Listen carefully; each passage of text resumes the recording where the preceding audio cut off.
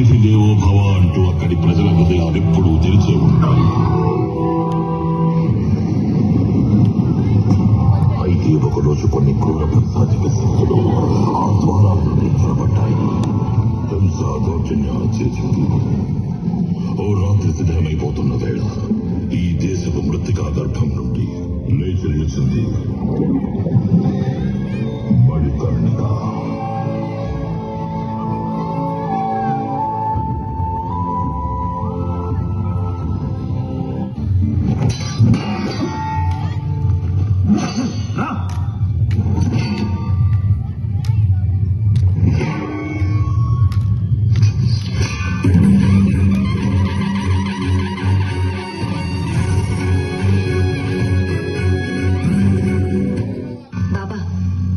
ఖడ్గాన్ని ఎలా తిప్పుతారో నేను చూపిస్తా.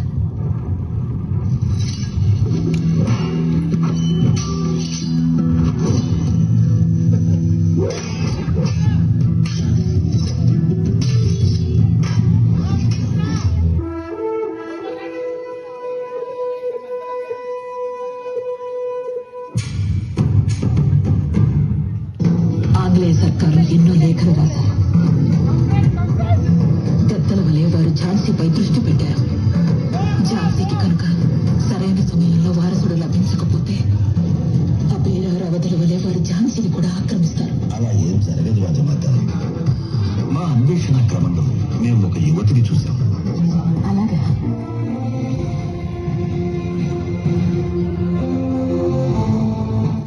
దీక్షిత్ గారు, తమరిని కలవడం చాలా ఆనందంగా ఉంది. అయితే ఇలా అకస్మాత్తుగా రావడానికి కారణం? పేష్వా గారు, మాకు తమ నుండి ఒక బహు అమూల్యమైనది కావాలి. మా వద్ద ఝాన్సీ కోరుకునేంత అమూల్యమైనదే ఉంది.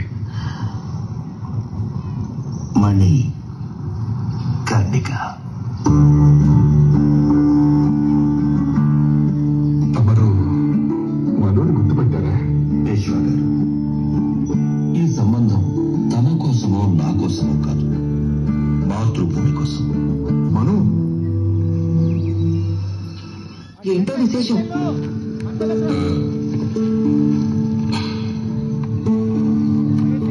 నీకోసం ఓ సంబంధం వచ్చింది. ఝాన్సీ నుంచా? నేనంత చెడ్డదాన్నా? నన్ను అంత దూరం పంపించేస్తారా? మనం మాతృభూమి కోసం నిస్వార్థమైన ప్రేమ. తమరెప్పుడు ఇదే చెప్తారు. దేశమంటే ప్రేమతో జనమంత జీవించాలినే. దేహము ఈ ప్రాణము భారతి చేర్పించాలినే. వారసత్వం పాదమేలి దూకి కొనసాగాలిలే.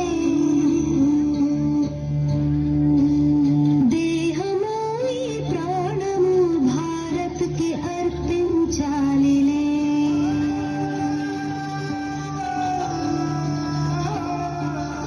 మహారాజా, ఝాన్సీ యొక్క సంప్రదాయాలను గౌరవించుకుంటూ నేను తమరికి విన్నవిస్తున్నాను.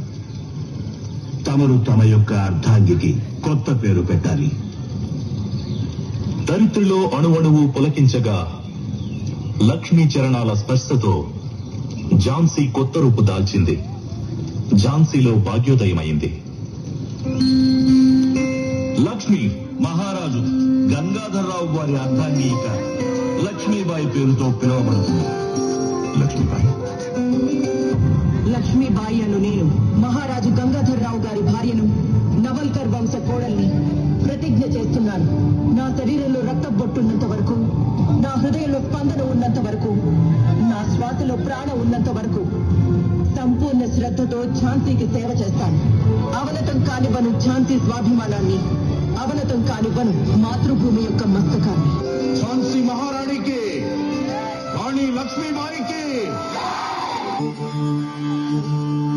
ఎర్ర ఎర్ర పారాని పెట్టి మమ్మ పాలించగా వచ్చే బంగోరెను కా తల్లి,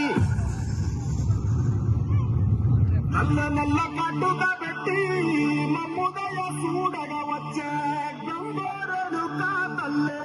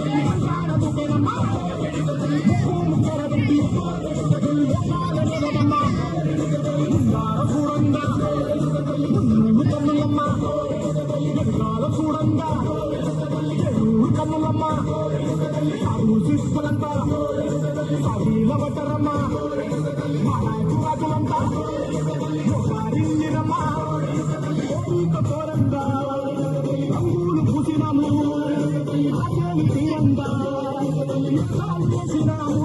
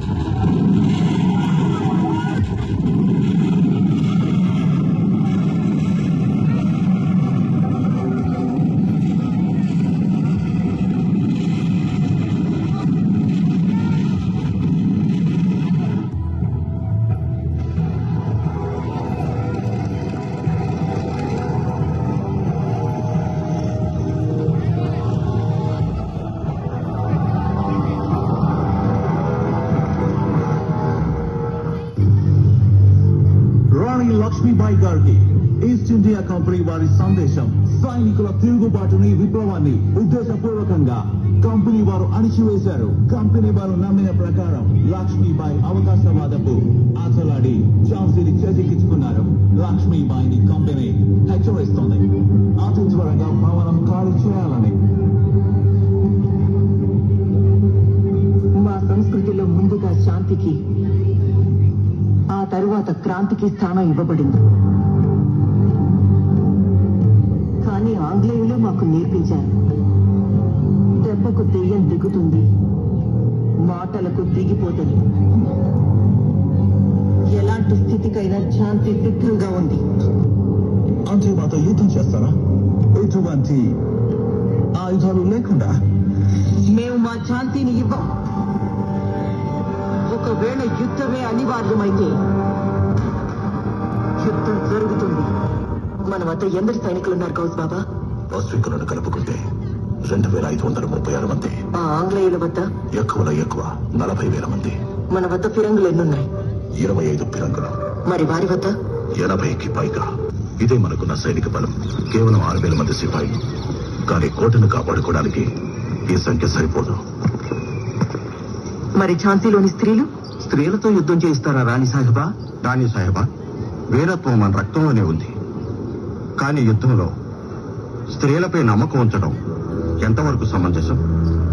ఆ దేవుడు ఈ భూమిపై అన్నింటికంటే పెద్ద బాధ్యతను ఒక్క స్త్రీకే ఇచ్చాడు. సృష్టి క్రమాన్ని నడిపించే బాధ్యత. అంతకు మించిన కర్మ ఇంకే ఉంటుంది. పైగా మాతృభూమి కోసం రక్తాన్నొట్టే బాధ్యత ఒక అబ్బాయి కంటే ఒక అమ్మాయికి తక్కువని ఎందుకు అనుకోవాలి? మహిళలు ఎప్పుడైతే విజృంభిస్తారో అప్పుడే విజయం సిద్ధిస్తుంది. మహారాణి గారు, మరణానికి భయపడము, విజయానికై పోరాడదాం. మరణానికి భయపడము.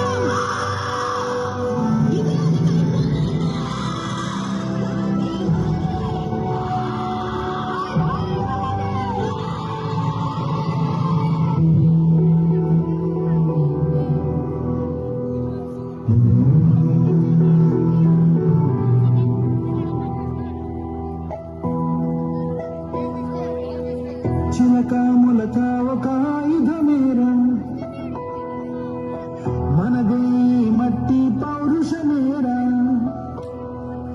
దోచారే గౌరవం మన వైభవం మన కళ్ళ ఎదుటే దోచారే గౌరవం మన వైభవం మన కళ్ళ ఎదుటే సంకల్ప దీక్షతో అంతా సన్నద్ధమే పర్జన్య గర్జమే గగనమనే విజయీ భవ విజయీ భవ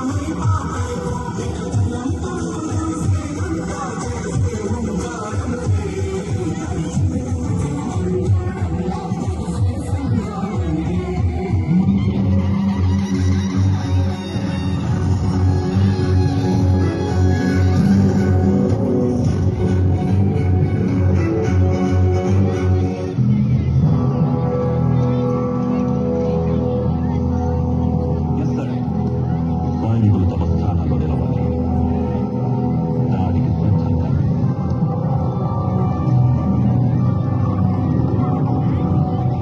సైనికులారా వీరంగులు సిద్ధమా?